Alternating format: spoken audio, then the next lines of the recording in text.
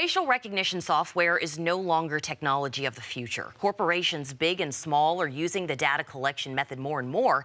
In fact, the software is so prevalent, the state Senate just passed a data security bill that restricts certain uses of facial recognition software. So we want to expound on this a little bit, get some more insight. Joining us this morning, Sean Moore, CEO of TrueFace, which is a facial recognition and identification service company. So Sean, thank you so much for being with us today. We want to pick your brain a little bit.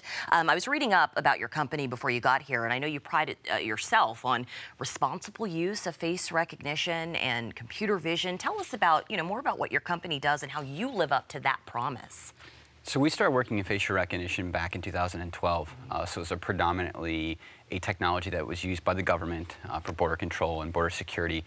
And one of the things that we recognized as the advancement of this technology happened was cameras were everywhere.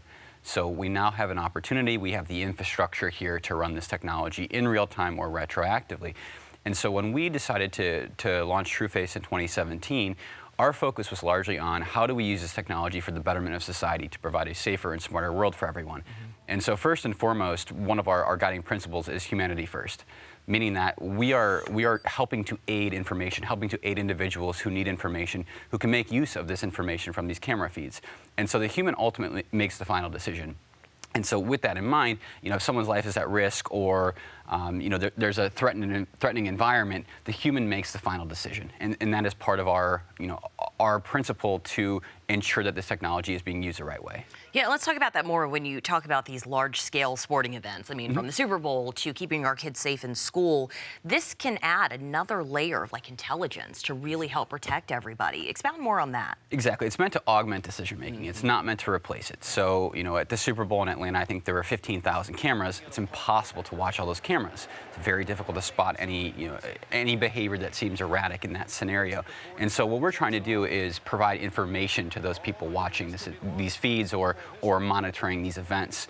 It's really about augmentation of decision-making there versus us trying to ultimately be the decision. Sure. And you talk about this database, and I don't know, maybe this is a silly question, but would we be in a database, or is it just for people who've committed crimes? How does that maintain itself? We're very focused, like I said, about data privacy earlier, and so each of our clients maintain their own database. Now, if we're working with law enforcement, they have their own database of potentially previous criminals or people that they're looking out for. If you're talking about a hospitality company or a home security company, they've got their own data that they've collected in a proper fashion. And so it's really dependent on who the client is.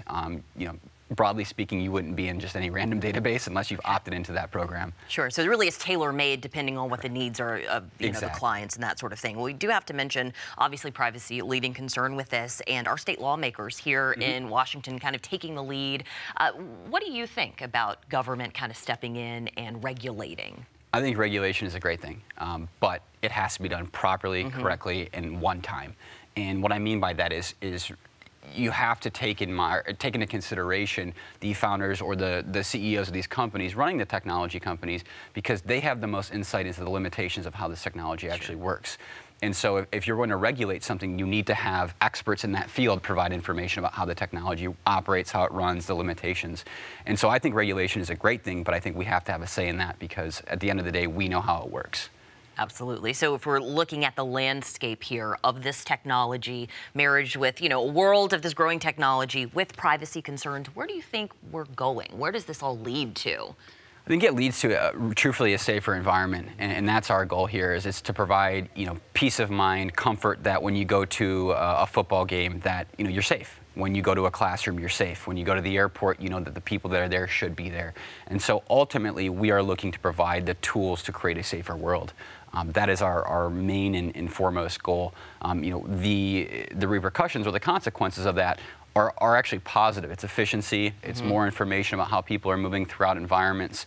And so, we're trying to understand how people move throughout areas. And if we can provide a higher level of convenience, a higher level of safety, more efficiency, that's something that we want to do. All right, Sean, thank you. Great insight, because this is a conversation that isn't going anywhere. It's actually revving up here in our states. We appreciate your expertise. Thank you. All right, guys.